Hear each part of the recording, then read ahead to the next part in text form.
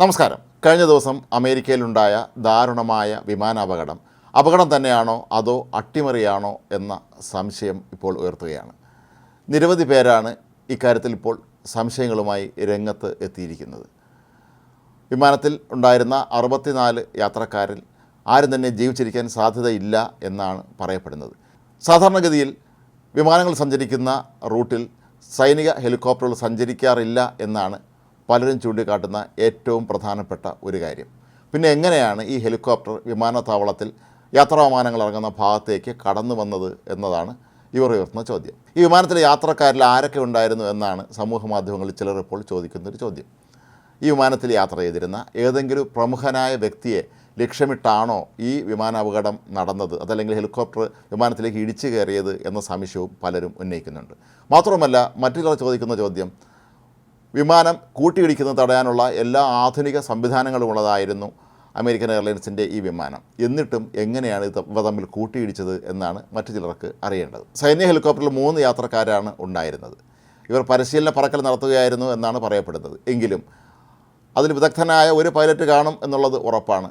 തങ്ങൾ സഞ്ചരിക്കുന്നത് വിമാനത്തിന് നേർക്കാണ് എന്ന് മനസ്സിലാക്കിയ പൈലറ്റിന് എന്തുകൊണ്ട് പെട്ടെന്ന് ദിശ മാറ്റി അപകടം ഒഴിവാക്കാൻ കഴിഞ്ഞില്ല എന്നുള്ള ചോദ്യവും അവിടെ ഉയരുന്നുണ്ട്. ഈയിടെ പലപ്പോഴും പുറത്തു വരുന്ന വാർത്തകളിൽ 2 വിമാനങ്ങൾ തമ്മിൽ ആകാശത്ത് വെച്ച് കൂട്ടിയിടി നടക്കാനുള്ള സാധ്യത ഒഴിവായി എന്ന് നിരന്തരം എല്ലാവരും കാണാറുള്ളതാണ്. പക്ഷേ എന്തുകൊണ്ട് അത് ഇവിടെ സംഭവിച്ചില്ല എന്ന് പലരും ചോദിക്കുന്നു. മാത്രമല്ല കഴിഞ്ഞ ദിവസം ഒരു ശബ്ദശകലം പുറത്തു വന്നിരുന്നു. അതനുസരിച്ച് വിമാനത്താവളത്തിലെ എയർ ട്രാഫിക് കൺട്രോൾ ടവറിൽ നിന്ന് ഒരു ഉദ്യോഗസ്ഥൻ ഹെലികോപ്റ്ററിലെ പൈലറ്റിനോട് ചോദിക്കുകയാണ്, നിങ്ങളുടെ മുന്നിലേക്ക് വിമാനം വരുന്നത് കാണുന്നില്ലേ എന്ന്.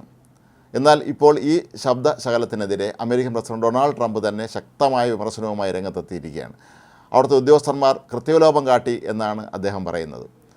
നിങ്ങൾ വിമാനം കാണുന്നില്ലേ എന്ന് ചോദിക്കുന്നതിന് പകരം ആ അപകടം എങ്ങനെ ഒഴിവാക്കാം, നിങ്ങൾ ദിശ മാറ്റി വിടുമെന്നോ മറ്റോ എന്തുകൊണ്ടാണ് ഉദ്യോഗസ്ഥർ ഹെലികോപ്റ്ററിലെ പൈലറ്റിനോട് പറഞ്ഞില്ല എന്നാണ് ഡൊണാൾഡ് ട്രംപ് ഇപ്പോൾ കോപാകുലനായി ചോദിക്കുന്നത്. മാത്രമല്ല തലസ്ഥാനമായ വാഷിങ്ടണിൽ തന്നെയാണ് ഇത്തരത്തിലുള്ള അപകടം നടന്നത് എന്നത് അമേരിക്കൻ സർക്കാരിനെയും അമ്പരപ്പിലാക്കിയിരിക്കുകയാണ്. ഡൊണാൾഡ് ട്രംപ് അമേരിക്കൻ പ്രസിഡൻ്റായി ചുമതലയേറ്റ ദിവസങ്ങൾക്കകമാണ് ഇത്തരത്തിലുള്ള ഒരു അപകടമുണ്ടായത് എന്നുള്ളത് ട്രംപിൻ്റെ വിമർശകരെ സംബന്ധിച്ചും ഇതൊരു വലിയ ആയുധമാക്കി മാറ്റാനുള്ള സാധ്യതയുണ്ട്.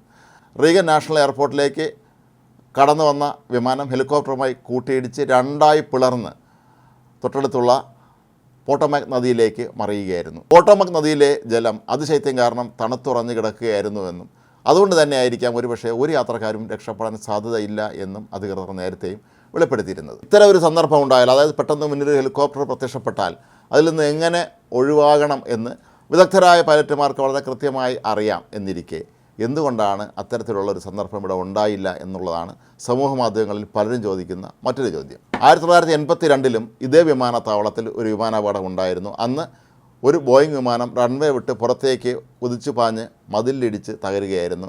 78 യാത്രക്കാരാണ് അന്ന് കൊല്ലപ്പെട്ടത്.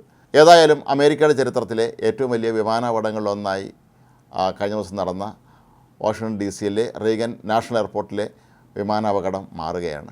ഏതായാലും വിമാനത്തിലെയും ഹെലികോപ്റ്ററിലെയും യാത്രക്കാർ ആരും തന്നെ ജീവിച്ചിരിക്കാനുള്ള സാധ്യതയില്ല എന്നുള്ള നിഗമനത്തിൽ എത്തുമ്പോഴും എങ്ങനെയാണ് ഈ അപകടം ഉണ്ടായത് എന്നുള്ളത് സംബന്ധിച്ച് ഇപ്പോഴും സംശയങ്ങൾ ബാക്കി നിൽക്കുകയാണ്. സമൂഹ മാധ്യമങ്ങളിലെല്ലാം തന്നെ പലരും ഈ വിഷയത്തിൽ അവരവരുടെ വിജ്ഞാനം പരമാവധി നൽകിക്കൊണ്ടിരിക്കുകയാണ്. ഏതായാലും അമേരിക്കൻ സർക്കാർ ഇത് സംബന്ധിച്ച ഔദ്യോഗിക പ്രഖ്യാപനം ഇനിയും നടത്തിയിട്ടില്ല എന്നുള്ളതാണ് മറ്റൊരു വസ്തുത.